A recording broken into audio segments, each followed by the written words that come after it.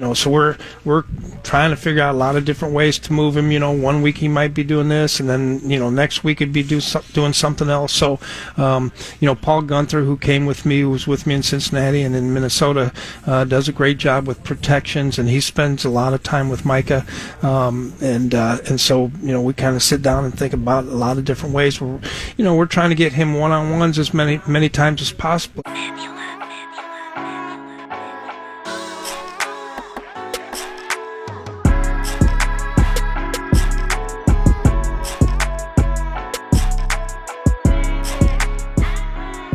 What's good, people?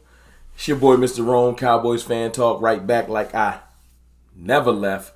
Look, earlier upload today, something that got lost in the shuffle yesterday. Oh yeah, before I get started, appreciate y'all, man.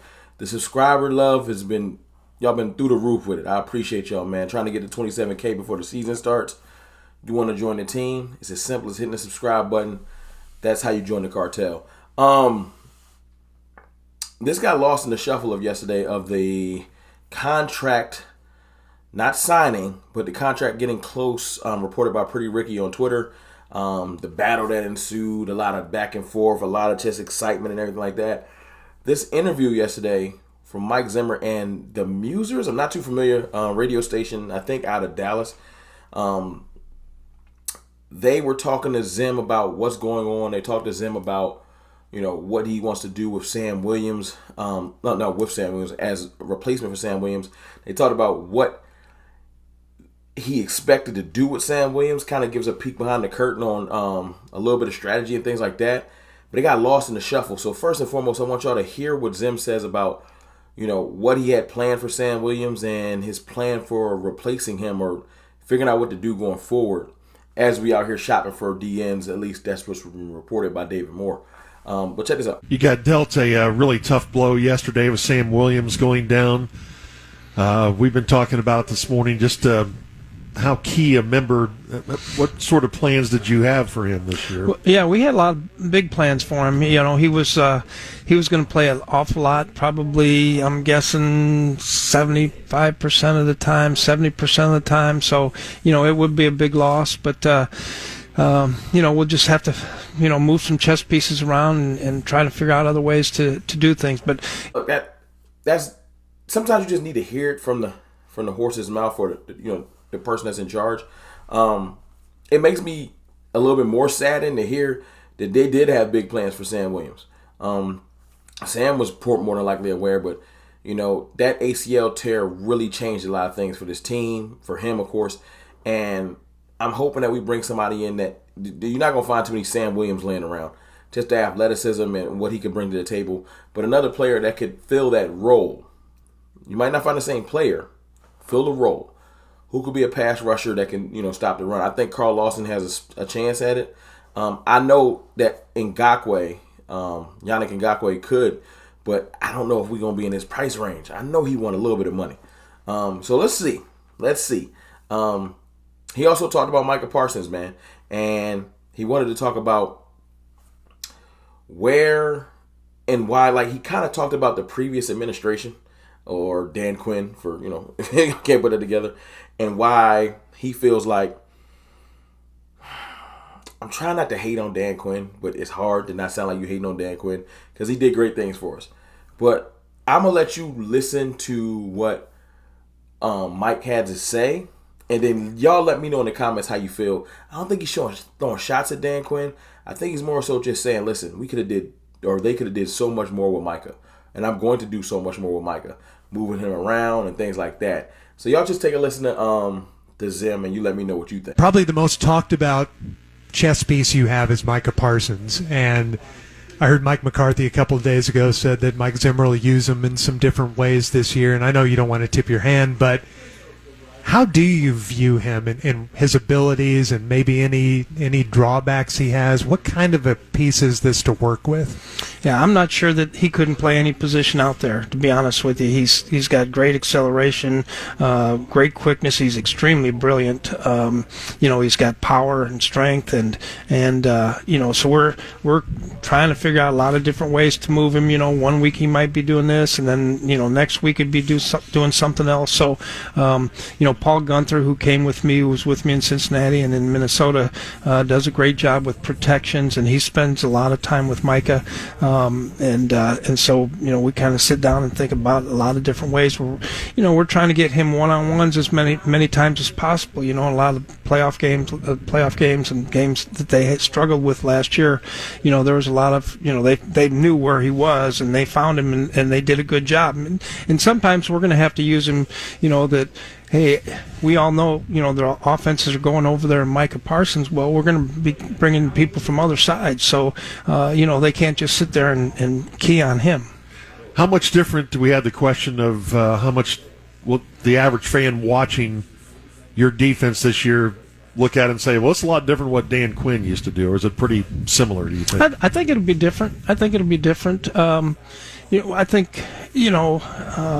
nothing against what they've done, or they were extremely successful. I think but we have our system. We're probably going to be a little bit more variations with a lot of the different things, the fronts, the coverages, and things like that. Will probably be a little bit more variable. I think it's as simple as this, man.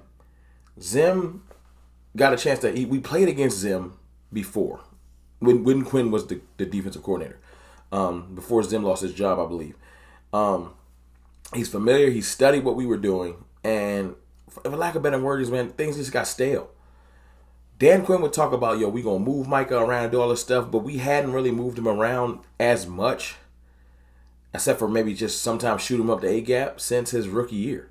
The last 2 years, it became less and less stagnant, and I think it had something to do with just Zim got lazy because Micah's so talented, man. Micah Parsons is a freak of nature, a generational talent, just what he presents on the field. And then you watch him punish amazing offensive linemen, and you're just like, man, just throw him out there. He's going to get it done. I'm going to get all the credit. And you stop trying to make sure that you make it easier on him. It's that simple. It's like having an amazing quarterback and being like, man, he can make anybody good. But how about I give him some dope weapons and we just be unstoppable? Yeah, Micah Parsons can probably beat almost every offensive lineman in the league one-on-one. No question. You let them rush against it, 50 snaps, he's going to get 2 or 3 sacks. But how about I scheme him up? How about I start moving him around? How about I stop allowing you to chip him, to shift coverage, to use a running back definitively knowing where he's coming from? How about I start making it difficult for you to find him? You can't find him, you can't stop him. And I think that's what Dan Quinn is saying. And I mean, not Dan Quinn, Mike Zimmer, sorry. Freudian slip. Mike Zimmer's saying, I want to move him around for real and make it hard for you to game plan for him. We're going to have him in different places in different games. Now, a lot of this stuff is word or lip service until you see it. Because Dan Quinn was saying the same thing. Now, the difference is we've heard reports of, Micah's moved around a little bit, but the pads ain't came on yet. That's the difference. The pads come on and the truth starts to get told.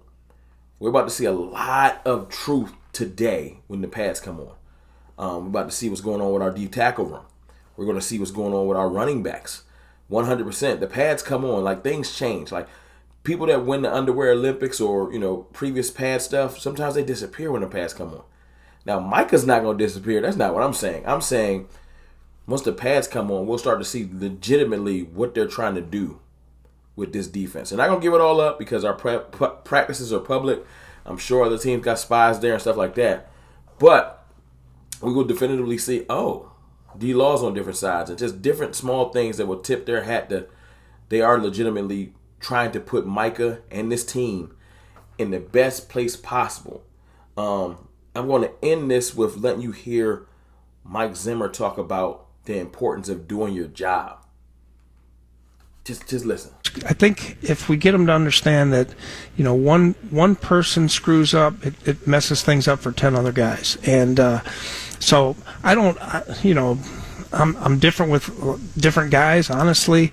I've probably mellowed over the last 30 years, or whatever it was since I've been here. But I do think, I'm trying to get them to understand how important every time we go out there on the field, every time we go out into a walkthrough or practice, their hand placement, their footwork, all the different things, how important that is, so that they can do this and we get on the field. It just happens naturally. So,